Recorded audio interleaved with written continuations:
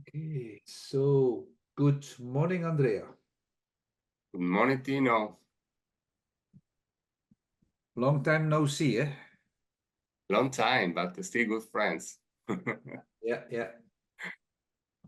Good morning Okay, to everyone. I see the people are coming in. So it's good morning, good afternoon, or good evening, wherever you are. Yes, Okay, anyway. all right. So should we slowly start? I see that there is a big group already in.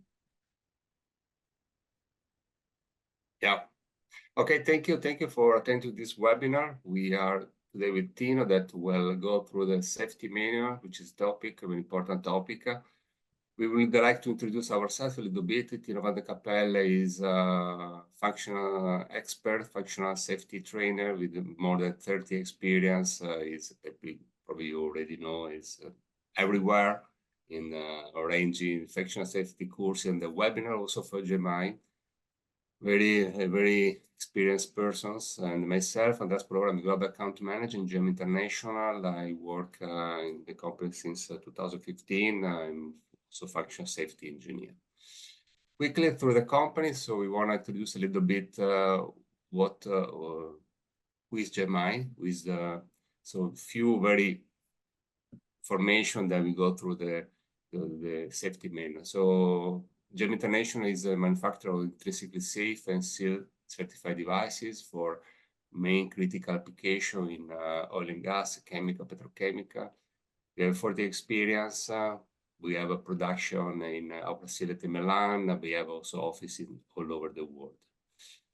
Then next, Tino, please. Then our organization is all over the world, with in the US, in Mexico, in Singapore, China, in Japan, India, Dubai, and so on. We work through distributors as well. We have 200 people, and for these specific things, we are also course organizer, course promoter for functional safety, X, and cybersecurity topics.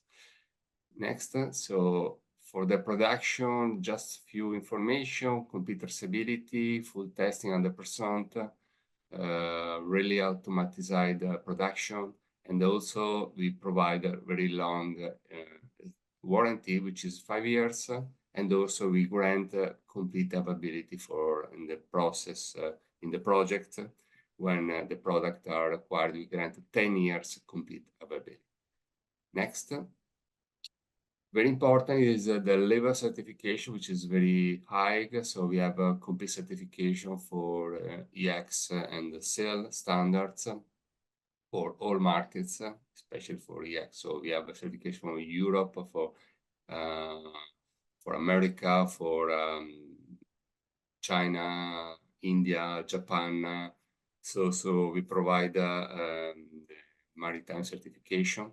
And also the latest, which is very important, is a functional safety management certification up to SEAL 3, and also systematic capability 3, that is the new regulation that grants, that certify the design for the products.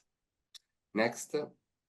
So this is the product range. We produce intrinsically safe barriers or isolators, SEAL 3 safety relays, safe isolators for non-AS application, SEAL 3 power supply, very unique solution in the market, multiplexer for application zone 1, termination board for all DCS and PLC manufacturers with the different solutions, hard multiplexer, surge protection, and also the last bullet is regarding, as we said, the functional safety and courses, EX courses.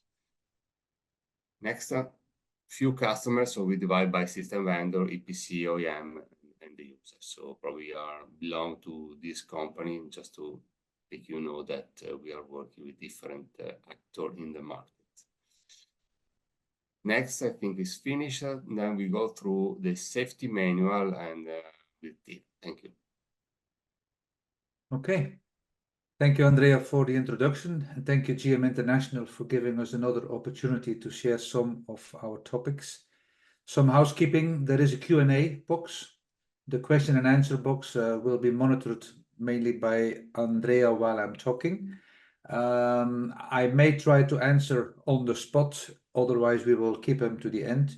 We also had from several of you some pre-registered, quite some interesting questions that I already have answered on some slides. So at the end of this webinar, we will go into a different presentation called the question and answer section. Everything is recorded on YouTube. You will find all the recorded sessions from previous sessions which we have done, since we are already about 3 or 4 years doing these webinars here for GMI.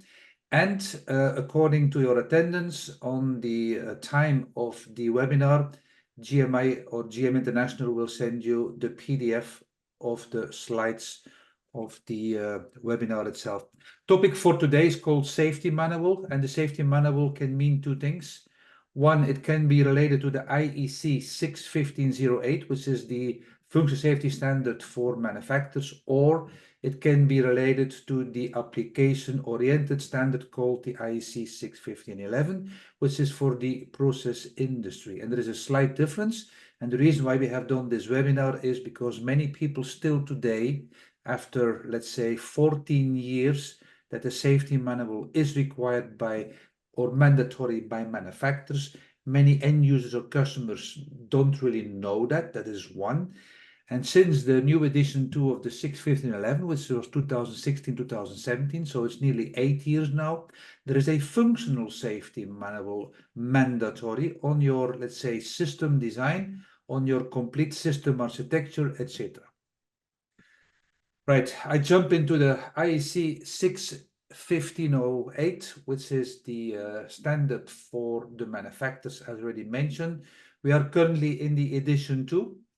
I was last week at the large TOV symposium from TOV Rhineland, where one of the committee members from the IEC 61508 edition 3 working team was there, and it is out for voting. So it's called CDV for the moment. It is committee draft voting. Once it is voted, it is expected potentially, and I say potentially, to be released edition 3 next year in 2025. But again, we are currently today in the edition 2, which was released in April 2010, and there is a normative required on any product and any device level that the supplier, like for instance has GMI on all their products, they shall provide you a safety manual to explain to the end users, to the engineers, on how to use it, how to install it, how to maintain it, and how to operate it. And the safety manual itself, it is a normative requirement. The word normative is also important for those who are not so familiar with the IEC 61508. We have informative sections in the standard and we have normative sections. Like for instance, part number 2 of the standards is the hardware, part number 3 is the software. In both parts, if you go to Annex D in the same part 2 and the same part 3 is called safety manual. So we need to have a safety manual as well as for hardware, as well as for any firmware-based device. Any product that you may come across that has been released and they claim compliance with the 61508, you need to ask the vendor to provide you with a safety manual. And I will explain you what is in the inside or the, let's say, the content of a safety manual, what you should look for.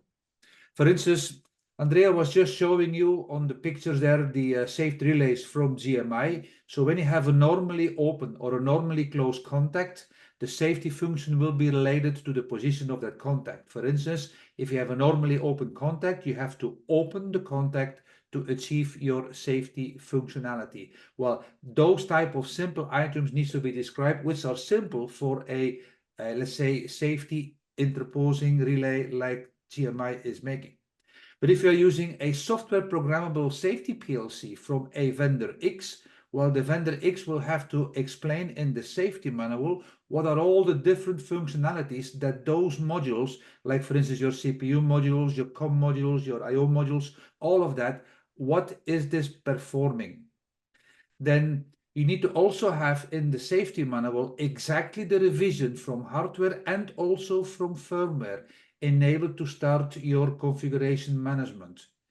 You may know or not know, but according to the IEC 61511 for the end users, for the process industry, you shall, according to your function safety management, also do your sys configuration management. That type of information of your sys configuration management will, of course, come out of the safety manual from the vendors itself. You may also have potential constraints and or assumption on its use.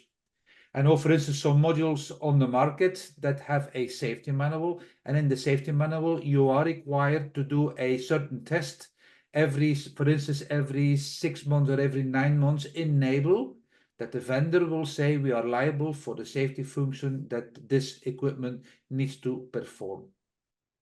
What you will see on the safety functionality in the safety manual is, for instance, things like HFT. HFT stands for hardware fault tolerance.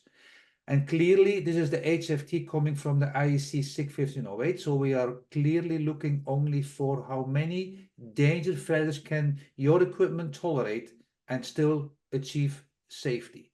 You also need to know if it is a type A or a type B component. And type A and type B component are specific, let's say, identifiers that you will need in able to select the right number of amount of subsystems according to table 2 and table 3, which is type A and type B of the IEC 61508. You also need to know something more about the failure modes. For those who are in the business of trying to estimate the availability of your safety loops, you will need to have some failure rates. So things like SD, SU stands for safe detected, safe undetected. DD, DU stands for danger detected, danger undetected. In other words, you will be able, with those specific numbers, you will be able to define or to calculate your safe failure fraction. And with the danger failures, you will be able to actually predict your probability to fail danger upon demand, or the PFDs.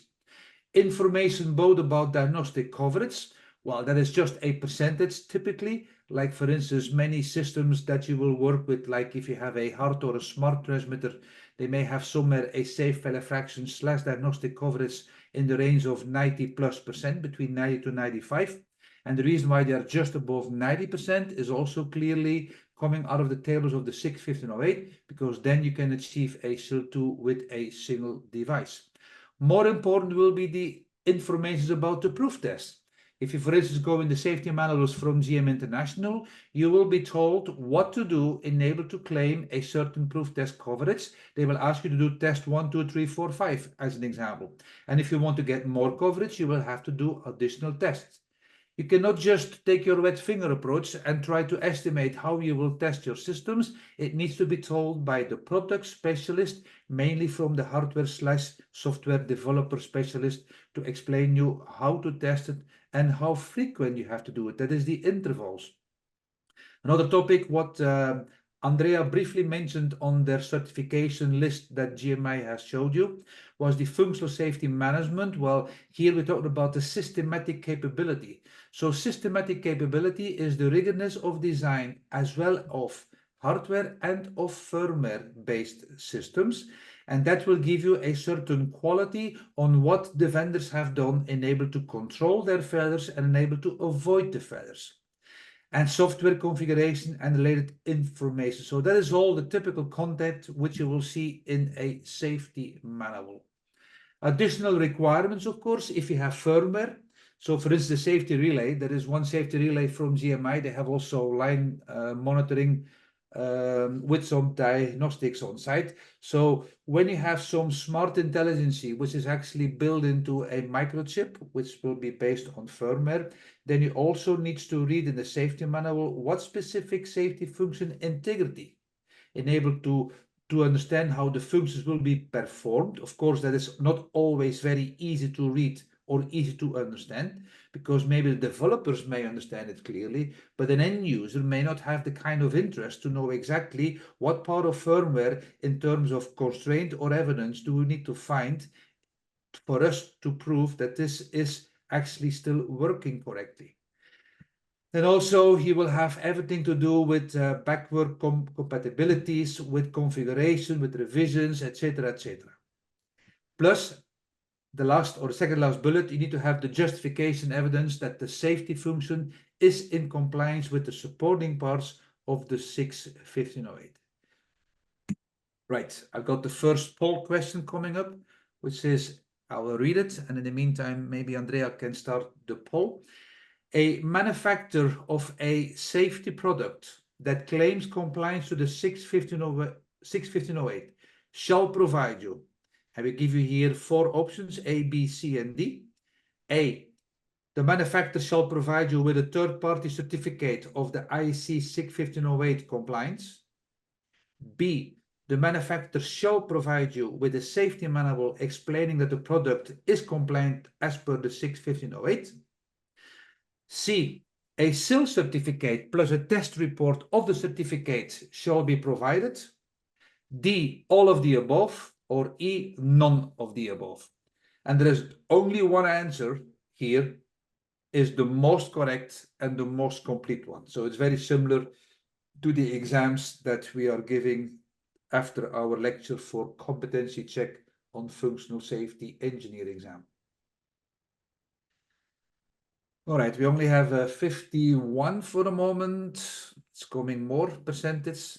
So don't be afraid. There is nothing to gain or to lose, not even your face. We will not use any names. So we just want you to click and tell us what is your first opinion on what is here the correct answer. It's very good exercise.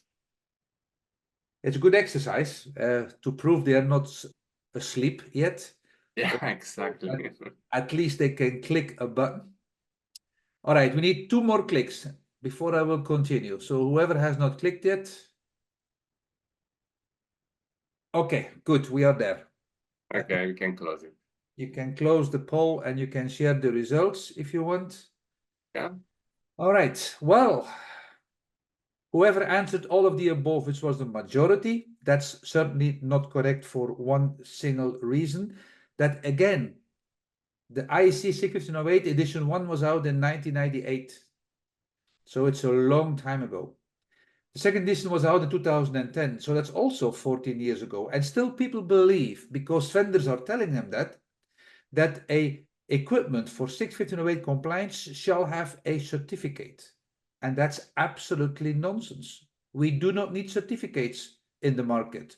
The reason why there are certificates is because of competition among the vendors. Mine is better than his, and that is why I have this color of paper.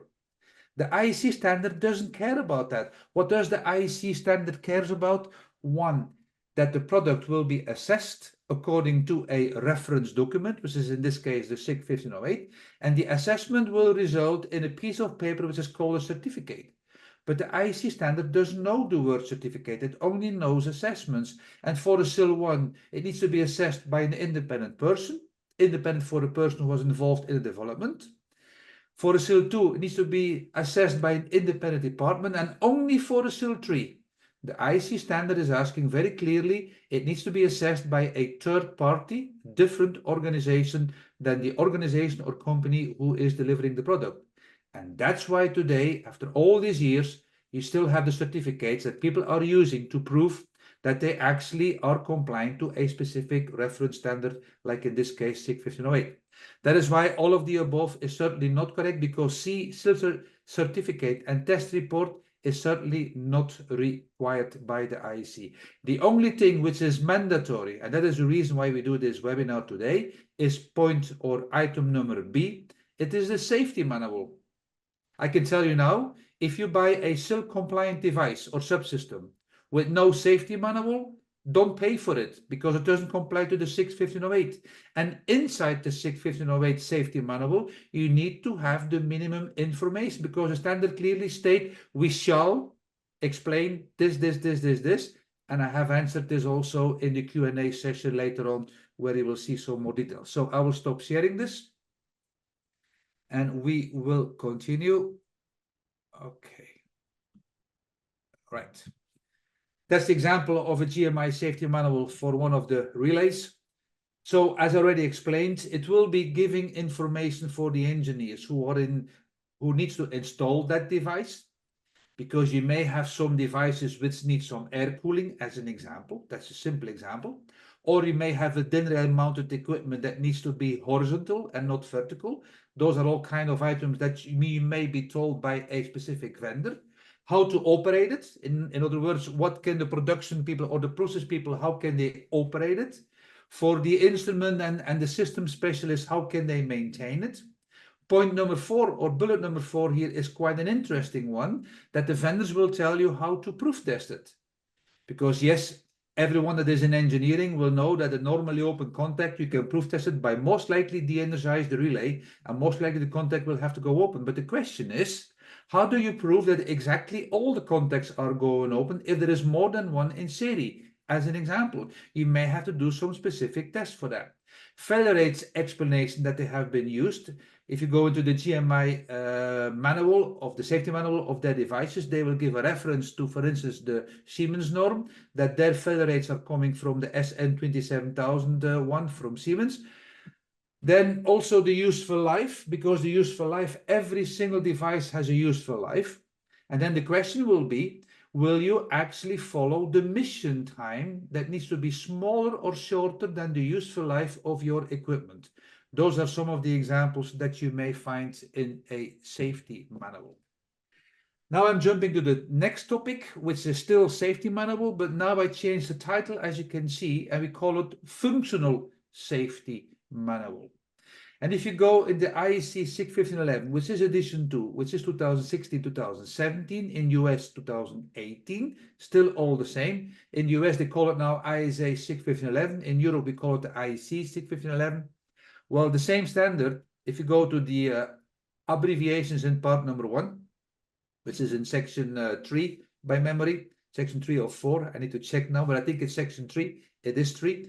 If you go to safety manual, they will put it between brackets functional safety manual, and they clearly state they have added the word functional, as I'm giving it here at the bottom bullet. They added the definition of functional to it to distinguish between the safety manual from the vendors and the functional safety manual as per requirements from the IEC 61511. And you can imagine when you build a project, not all your subsystems are coming from the same vendors. You may buy some GMI barriers, you may buy some GMA relays, but you put a other safety PLC in the middle. You may buy some smart and hard transmitter from another vendor, and you may use some solenoids, and you may use your final shutdown valves also from different vendors. That means those vendors are not talking to each other because they have no reason to talk to each other. They are independent vendors which are liable for their own functionality of their own boxes, of their own interfaces. Now, if I'm an engineer and I'm buying 10 different vendors that I need to build one safety loop, and I'm building a cabinet with those 10 different items in there and the final elements connected on site, how does the end user know how everything is working together? You may say, well, he has a schematic. Yes, he does. But when he opens the cabinet, which is a retail cabinet as an example, and I'm looking at an interface from GMI, and I've never seen such an interface myself, how do I know, how do I have to test the system? And we could say, well, you can call to GMI, or you can go on the website, you can find the safety manual, but the instrument guy has no time to read all this. And I'm pretty sure in the project documentation, all of this has been shipped on site. But if you go on site after a few years, will all the documentation still be available, still be applicable? Will the people who need it have access to it? Classically, of course not. The people are just trying to survive with the items that they see in front of them, enabled to try to prove that the systems are still working or maybe debugging. So in such a safety manual, functional safety manual, it needs to be customized as per device, subsystem, and system that has been configured. And of course, the input will be the safety manuals individually from the manufacturers, but all that data needs to be filtered in a functional safety manual. The purpose is to help the engineers, as already mentioned, and of course the end users, enabled to ensure that the safety integrity will be maintained during the duration that the SIL needs to reach a certain target. Because it's all about how can you prove that your SIL X, which you bought maybe 2 years ago, is still performing today in the range of the availability which it was intended to be used. In other words, maybe if you don't do your proof test correctly, if you're not allowed to do the proof test, for instance, the classical case is always the final elements, production people will tell you you're not allowed to move the valve or close the valve unless we go in a plant shutdown in the next 5 years. And then when you are in the plant shutdown, there is no product in your pipeline and you still move the valve, how much proof test coverage you think you can take for that? Those are all the classical pitfalls that you may come across if you are working in the field. Of course, the function safety manual will not solve all of that, but the function safety manual needs to actually clearly give you the information if you are the maintenance or the service engineer or you are the operator of such type of combined systems. Well, that function safety manual will actually need to explain you that in detail. What I'm giving you as the end bullet or the last bullet here, my recommendation is that often we are working with loop configuration typicals. And then we will actually have one generic safety manual, but then we go specific on items like for the proof test people that needs to go to do some testing, or for the service people, we will make a loop specific safety manual. That's here an example of a safety instrument function, which we abbreviate as SIF. So an SIF stands for safety instrument function. And of course, as already mentioned, all those vendors which you see here, well, I put there two GMI interfaces. Well, that's coming from one vendor, but all the other vendors have nothing to do with each other. So the challenge will be, how will you actually get all this data into a functional safety manual for the end user that they actually will understand on how to use it. Also, what I'm again giving here as a hint is the useful life. And if you go back to the problem in the industry is classically always the final elements. I had last week a session on functional safety and on the belief or disbelief of all these predictions on failure rates. And I was asking the question is in the audience we had like 240 people, and there were like 40, 50 plus end users, real end users in that symposium. I was asking the question, how many of the end users are actually overhauling a safety valve when the mission time is over, or when the useful life is over, knowing that, for instance, the valve is still working correctly. In other words, end users are classically using their safety valves until the valve is no longer working. But they still try to predict how available such a safety valve will be. So something fundamental is wrong in the opinion or in the understanding of engineers, or in the ignorance of the production/plant management to say that, yeah, but we have no time. It costs us money when we do all this testing, so therefore we're going to delay it and still hope it will be safe for us. So the content and the purpose, a brief description, schematics, including all your revision, software, firmware / also hardware. Any constraint if you're using a software programmable safety PLC. Some PLC vendors, they have some constraints that the programmer that is programming the logic, the application logic inside the system will need to obey or will need to follow. Also, the operational description, including all the fail-safe states and also the fail-safe operation. Well, again, if you talk about a normally open contact to relay, well, the safe state will most likely be open the contact. But what if you're using a valve and you are in the chemical industry, and what if you're using one valve and the valve has to be for recipe A open and the same valve has to be for recipe close? For recipe B needs to be closed. That means you can have two different safe states enabled to achieve your process safe state of your specific process. Those kind of items the manufacturer cannot cover. Those kind of items needs to be in a functional safety manual. Any restrictions related to the safety function of the item. For instance, I'm pretty sure that GMI and the safety manual will actually, as per their liability, will actually advise you how frequent you have to test their equipment. And of course, we have some test periods now that are going in 10 years, even 20 years. But we still have some equipment out there in the market that needs to be tested maybe every 9 months or every 12 months. So all the operator and maintenance instructions and advice needs to be taken over from the safety manual and needs to be put as per configuration in your functional safety manual. Anything to do with the repair times? There is another story on MTTR, which I will not cover here, but it is covered in some of the other webinars we have done. But the MTTR is no longer mean time to repair. It means now the mean time to restoration. And it's not only the name difference, it's also the concept difference. Again, I have covered that in other webinar. The measures taken to avoid and control the systematic failures. So for me, the systematic capability on the products or subsystems are very vital important. Some vendors still believe today, big vendors, oh, we don't have to put it on our safety manuals. They don't put it on their certificates, they don't put it on the safety manuals, they just don't put it on there. And if you ask them the question, they say, well, we have it, but we don't have to put it in our safety manual. And I'm saying, well, listen, if you want to comply to the SIG 1508, then you shall provide me the data. Otherwise, you don't comply. Right, Andrea, we have one more poll question. In the meantime, there's a question coming in that I will try to read. Yeah, indeed. I was asking to you if you can answer because it's maybe you are more appropriate. Can you read it? How the SIL workshop conducted and how is different safety system compliance evaluated? I don't understand the question.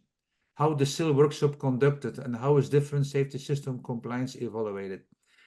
Well, if you could maybe give me a bit more details on your question. If I understand it very briefly, how a workshop is done on SIL and how can we evaluate system compliance? Safety manuals.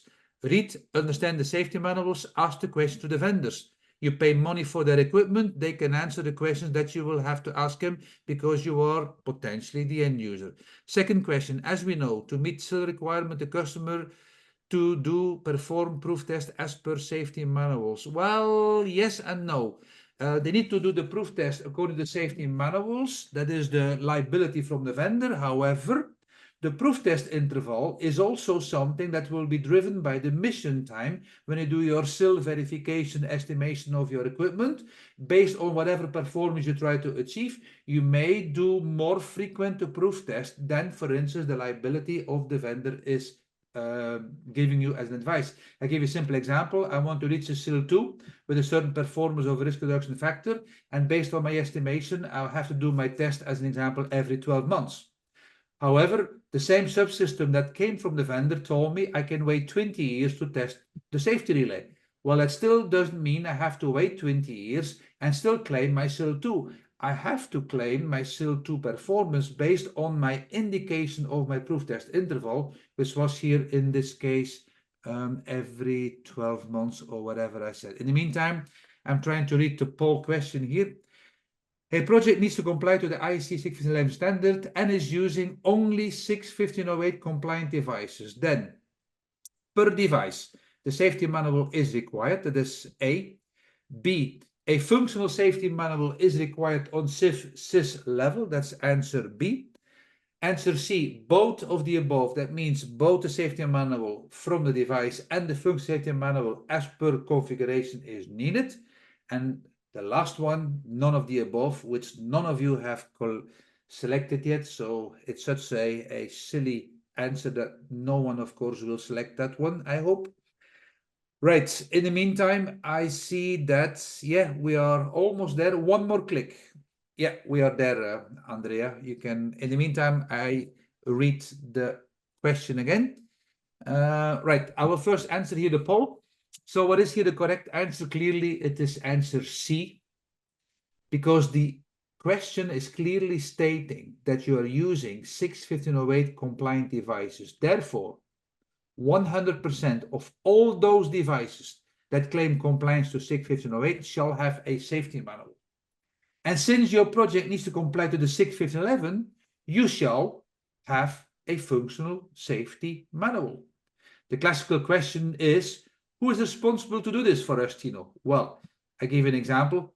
If you are using a EPC contractor doing a turnkey project for you, and he's selecting all different vendors, well, the vendors need to provide their safety manuals, but then at the end of the day, the EPC contractor doing the turnkey project will actually have to make the functional safety manual for the complete project. Now, the function safety manual, for instance, if you are the system integrator house and you are building physically the safety PLC with some interfaces in a cabinet, well, your scope is limited from, let's say, marshalling to marshalling. That will need to be that function safety manual for that specific system that the system integrator was configuring.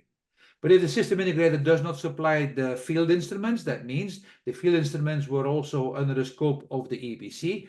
That's why then the overall function safety manual can only be given by those who are responsible for the complete scope. Let me quickly read this question before we continue. However, if customer skipped or about to end of lifetime of the equipment, then how do we handle? That's a good question. How do we handle?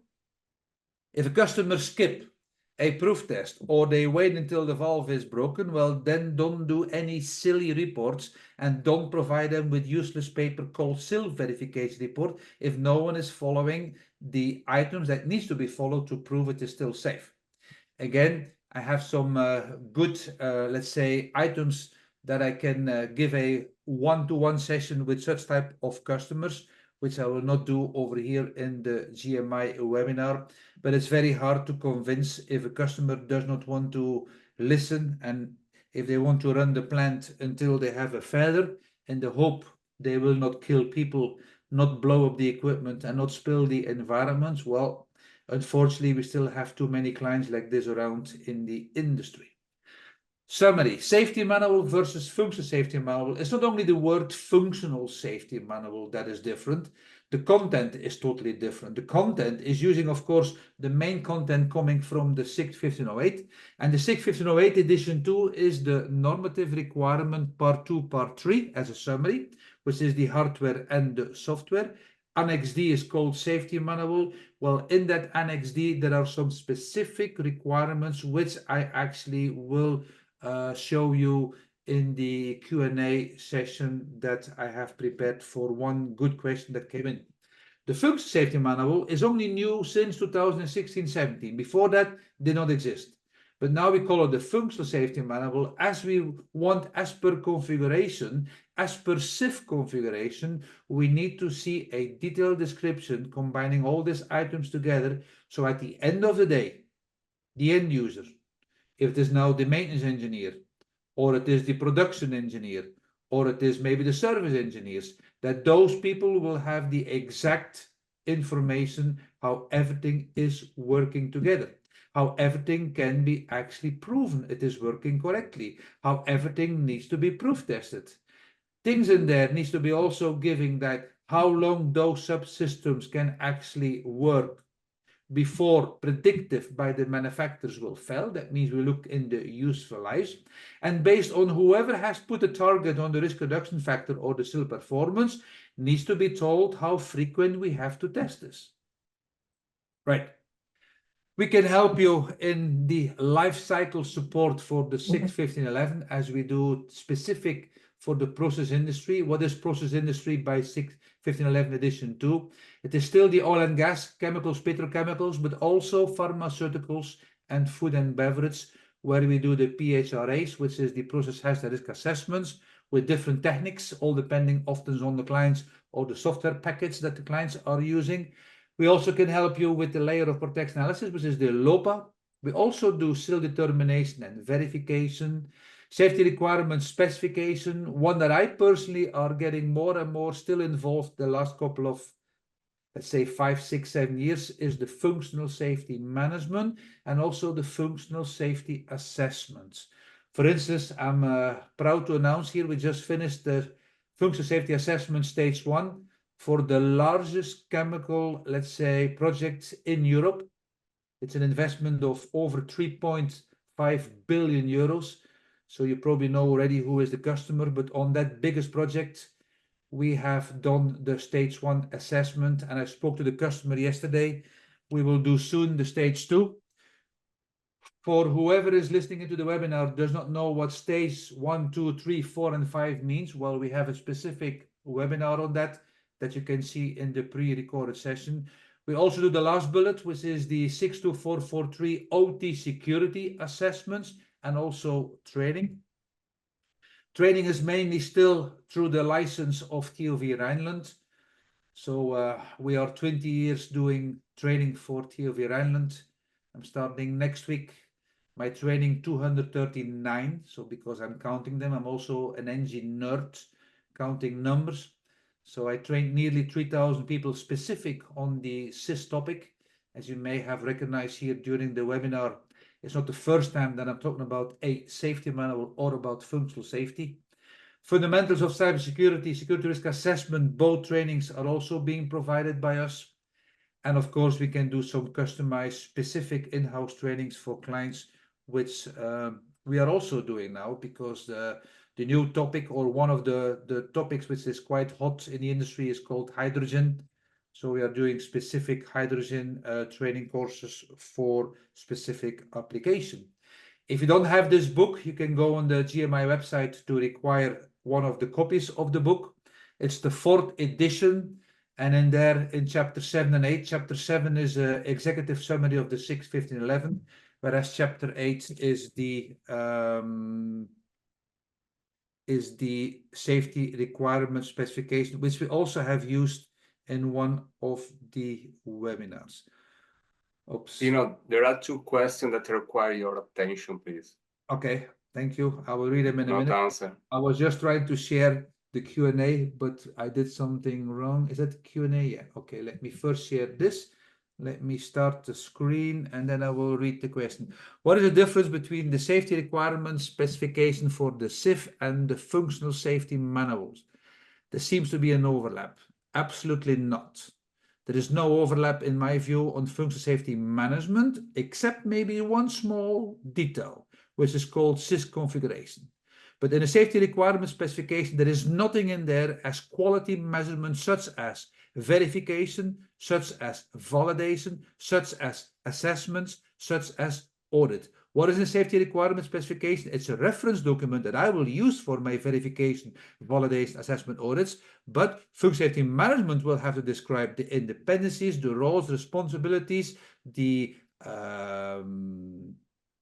competencies, etc., etc. So if you think, whoever's asked here the question, there is an overlap, there is something fundamental wrong in your thinking, excuse me saying, but there is certainly not an overlap, except, as I mentioned, the SIS configuration, where you may say, well, we have the hardware software configuration that may also be found back in your safety requirement specification. Second question, what kind of software uses LOPA? This is a public webinar where I will not give any names of any vendor, since we are not doing marketing for them. If you do a Google search, I'm sure you will find some names who will give you some software. Right, safety manual Q&A. Which section of the IEC 61508 and 61511 of the standard describe these requirements? That is answered with many slides. I put, I think, 4 or 5 slides for that. What are the topics to be included in the normative functional safety manual of the IEC 61511? Although it is briefly touched, I went a little bit more in details, because what I have done here, if you don't have a reference document called IEC 61508 in your possession, or you have no access to it, I give you here the exact reference in part number 2, which is the normative section known as the hardware section. If you go in part number 2 and you go to the reference, which is paragraph 7496, there it is clearly mentioned the following statement, and I cut copy paste. I didn't change any text, but the standard is saying suppliers shall provide, not should, shall provide a safety manual for all compliant devices in accordance with Annex D. And as I mentioned you, Annex D will tell you what content is in a safety manual before they can claim compliance with the 61508 series. And if you go to the definition of a safety manual, which is in the 61508 in part number 3, that's all the abbreviations and the definition. If you go to 3817, a safety manual for compliant items documented that provides all the information related to the functional safety of an element in respect of specified element safety functions that is required to ensure that the safety meets the requirements of the 61508. I have no intention to give you here the lecture of the 61508, but just to give you exactly where it is written that the suppliers shall provide you. And if you go further in Annex D, which is a normative section. The title is called Safety Manual for Compliant Device. The content, the safety manual shall specify the functions to be compliant. As an example, for every compliant item, the safety manual shall contain, again, not should contain. So if you ever come across a vendor who is giving you information or not giving you information which shall be provided, and they still claim they comply to 6.1508, well, I think this is not possible. In my potential humble opinion, either you comply to a standard if you can prove all the shall statements, or you don't comply. Those vendors who don't comply are disqualified in my assessments when I'm doing some investigation on compliance to the standard. Regardless what piece of paper they say they have achieved, maybe that accreditation office has not done the work as required. A functional description, specification of the functions capable of being performed needs to be included. Every identification of hardware, software configuration details, any constraint on use on the compliant item and or assumption on which the analysis of the behavior of failure rates were based. For every function, the failure modes and the estimated failure rates, diagnostic coverage intervals, periodic proof test and or maintenance requirements from a vendor point of view, the hardware fault tolerance and type A and type B. And if you go further, for every function of the compliant item that is liable to systematic failure, that's here to do with the systematic capability. Well, the systematic capability needs to be actually defined or be referenced in your safety manual, and any instruction and constraints related to the application of the compliant item also needs to be defined in there. Second part of the question is, what are the topics in the normative functional safety manual of the SIG 1511? So again, I'm starting first here with the definition of the standard, and I'm going in part 1 in paragraph number 3, and in paragraph number 3 is the safety manual, between brackets, functional safety manual, information that define how a SIS device, how a subsystem, and how a system can be safely applied. The notes are typically, in our context, we always consider notes in the normative section as informative. That's additional information. And that is the note which I took over in my slides previously in the webinar. If you go into the 11.2.13, which is your SIS design and engineering, it's clearly stated in the normative section, a safety manual covering operations, covering maintenance, covering fault detection, covering constraint associated with the SIS shall be available. Not should be available, shall be available. Covering the intended configuration of the devices and the intended operation environment. In the informative section, and again, if you go in informative section and you are in a discussion or in a dispute with your, let's say, inspector or assessor, informative never have the same weight as a normative section. But if you know a little bit how the SIG 1511 is being set up, part 2 is the subjectivity or the interpretation that how can you use the normative section part 1 that is explained here in part number 2. And they say here the purpose of the safety manual is to document all the necessary information related to how the device, SIS subsystem or system can be safely applied. The safety manual should include, they don't use the word shall include because we are here in the informative section, and they give you here a description, which is here again a brief description of the item itself on the topology, between brackets schematics, including all the hardware and software, the revision and the constraint if you are using a software programmable safety PLC, all the hardware and firmware revision definitions, any operational description including all the definition of the safe state and the fail-safe operation, the assumptions in relation to operation, maintenance and testing, the limitation restrictions related to the safety function itself, the failure modes, any other parameter that needs to be taken into account and able to prove the reliability, response to behavior in response to detected failures, that are the failures known, we call that detected failures by the diagnostics, and then the manufacturer, operator, and maintenance instructions, and if applicable, also the recommendation for proof test interval. Any measures taken into account to control and to avoid your failures, and also on every information of the failure modes that can be used as a recognition to reveal during your test. And the safety manual shall or should include, not shall, should include also all the restrictions. And there was a last question, how to prepare a proper functional safety manual for a single machine and system like line with more machine. I tried to understand that question, and the way that I was reading this, as we just explained, as per SIG 1511, you need to actually come up with a functional safety manual. If you now talk about the single machine or multiple machines in one line, well, the functional safety manual will need to actually explain how everything is configured and built and designed together. So defining and describing the intended configuration of all those subsystem devices and their operator conditions.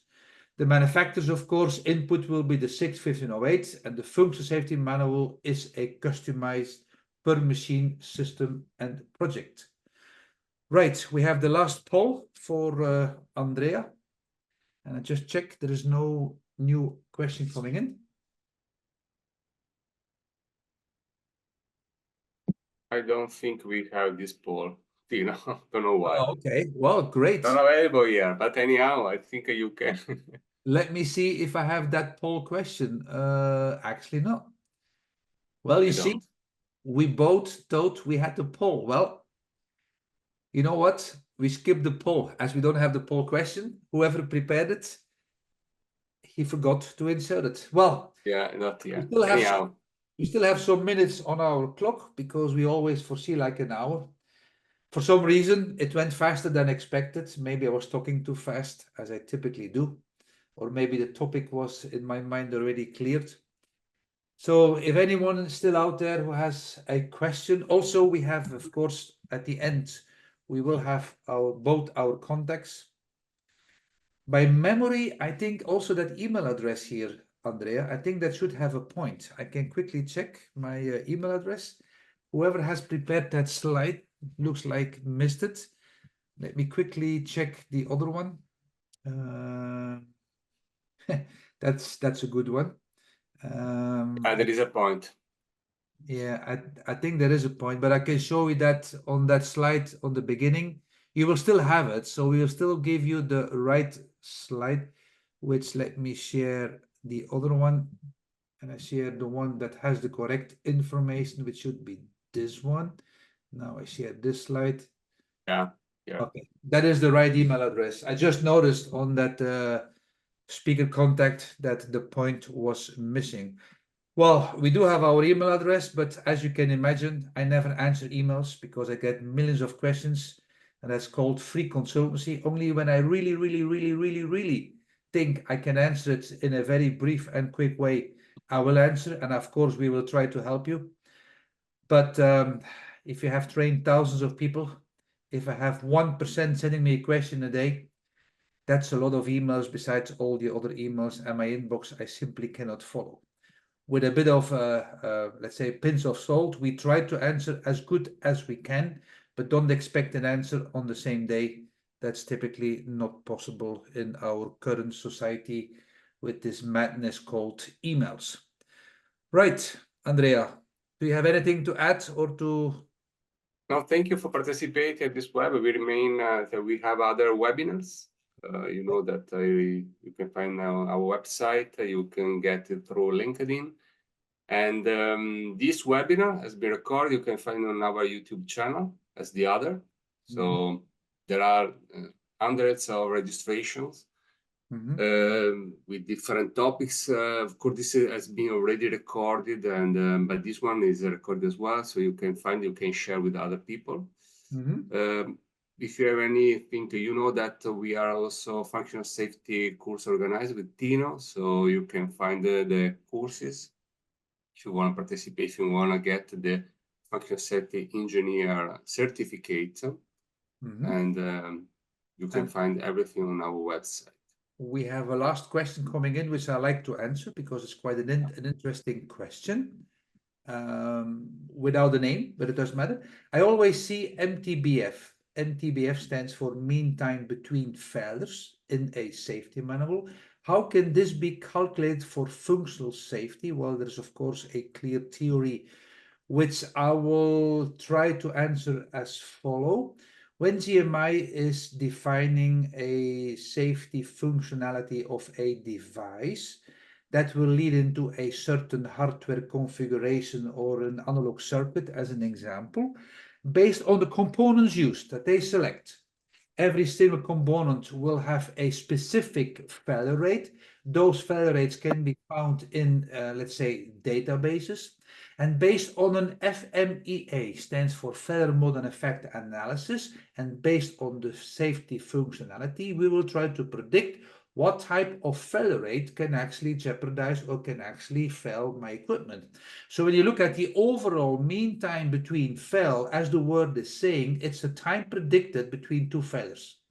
From the time it failed, you will go into your repair, into your restoration, you will take it back into service, and the clock is starting again. So you have the mean time to fail, that's the MTTF, and then you have the MTBF, that's the mean time between fail. Now, there is an answer on that specific topic, more in detail in the book, I think is in chapter 3 or 4 of the book of GMI, which is called the SIS Manual, which they go a little bit more in detail, which here I cannot do out of the top of my head, but there is certainly a theory that the vendors will use in able to predict that time. It's not just a a wet finger approach. There is a theory behind also that can be explained or is explained in the book. And one last minute question, because we still have 2 minutes, how to enroll for the online FSE course? Well, you can send us an email, as Andrea was saying, you can look in the website. We do a face-to-face one. I do not know where you are based, but looking at your name, you're most likely not based in Italy. But we do have a training course face-to-face, most likely in the offices of GMI somewhere in December. And of course, beside that, we also give online training. But if you send me an email, yeah, I was expecting that you were somewhere in that region based. So if you send me an email, I can certainly also help you by giving you some website link on my calendar for any online training, which we still have in the year 2024. Okay, with that, I think we are done. Done and Thank done. you, Tino. Thank you. Thank you, everyone, for your attention. Everyone. Thank you for the group. Today we have a large group, so I hope it was useful and see you next time. Thank you, Tino. Bye-bye. Thank Okay. you all. Thank you. Bye-bye.